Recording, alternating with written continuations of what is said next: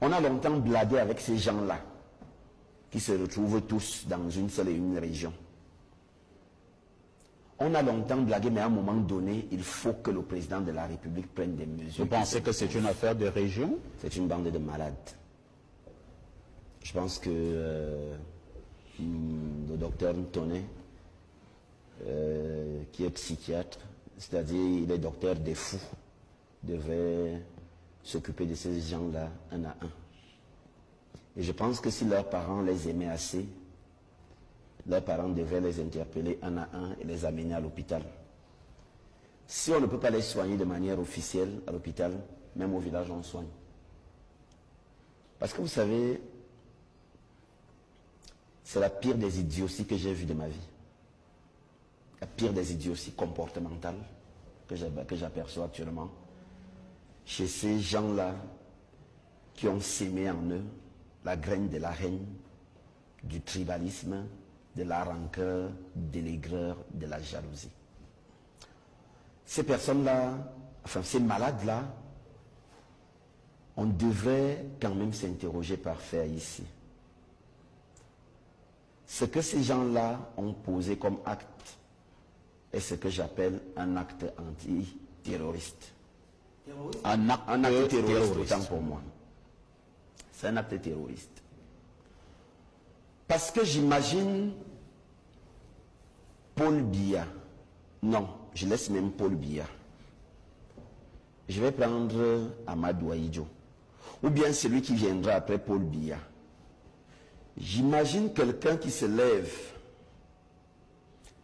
un jour du 20 mai et décide donc de franchir toutes les barrières de sécurité pour arriver devant le président de la République pour lui donner les coups de poing. C'est la pire des idioties comportementales que j'ai pu trouver, que j'ai pu voir de ma vie. C'est même à la limite de l'envoûtement. Ces gens-là sont envoûtés. Ils ont été envoûtés par celui qui les manipule. Il les a envoûtés mystiquement. Les gens ont peut-être me trouver excessif, mais je pense que l'heure est sonnue, l'heure est venue aujourd'hui de prendre les mesures qui s'imposent.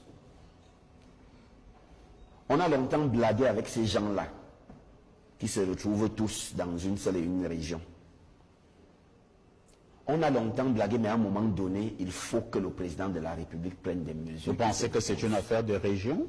Je dis qu'il faut que le président de la République prenne les mesures qui s'imposent. Monsieur Biya est trop clément. Il est clément.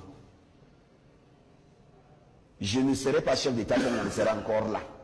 Non. Est-ce que vous vous imaginez des voyous qui se lèvent et qui disent que non? Ils s'en vont, c'est-à-dire Parfait ici se lève, il va à Kribi. Et parce que les gens sont contre Parfait ici, ils le détestent, par jalousie et par aigreur, ils décident donc d'arriver dans votre hôtel à Kribi, de vous dire, venez sortir de l'hôtel. L'hôtel leur appartient-il? Non. C'est eux qui ont payé votre chambre d'hôtel? Non. Mais on est où là? On est où là? Les éléments de la DSP ont même été cléments.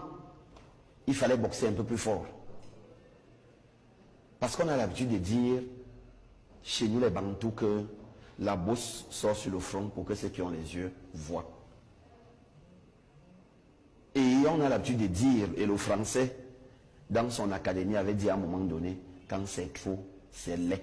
Okay. Quand c'est laid, c'est répugnant. Quand c'est répugnant, ça donne de la nausée. Et quand ça donne de la nausée, il faut vomir. Monsieur Bonga, monsieur Aïssi, monsieur Ouna, on assiste à l'animalisation de la politique. On veut faire la politique comme des animaux. Ce sont les animaux qui peuvent... Même les animaux ne le font pas parfait ici. Vous avez vu dans un troupeau, quand le chef arrive, comment les autres se comportent? Ils sont très disciplinés. Disciplinés derrière lui. Quand quelqu'un qui prétend avoir la conscience, je concède cela à Descartes, vous partez de chez vous un matin pour aller à l'hôtel où est logée la première institution de votre pays. Paul Biya n'est pas un homme ordinaire. Il représente la première institution de votre pays. Vous vous levez, vous prenez votre petit déjeuner, vous dites au revoir à vos femmes, à votre femme et à votre enfant, si vous en avez, parce qu'il y en a qui errent dans la rue qui ne se souviennent même pas de leur dernier rapport sexuel parce qu'ils ne vivent pas avec une femme. Ah bon? J'étais en Europe, je sais de quoi je parle. Vous allez donc dire à l'hôtel pour dire je fais le chassement. Chassement. Je vais chasser Paul Biya. C'est incroyable, parfait ici. Ces gens que vous voyez parfaits ne font rien en Europe. Non, ils ne font rien. Même pas la bonne cadavre. Je vous dis qu'ils ne font rien en Europe. Ceux qui travaillent, vous étiez à Paris, non, parfait. Ceux qui travaillent en Europe, j'ai des amis, je ne vais pas citer, je vais seulement citer les prénoms. Quand j'ai écrit à Évariste, il va se reconnaître. Parfois, c'est 2 heures ou 3 avant de me répondre. Parce qu'il est occupé. Il n'a pas le temps pour... Pour aller au chassement? Non, il n'a pas le temps pour répondre même. J'ai plein d'amis en Europe. Je suis même arrivé, j'ai pas pu le voir. Ils disent, je suis occupé, je t'envoie un paquet. J'ai fait ceci. Il n'a pas le temps pour venir te voir parce qu'il est occupé.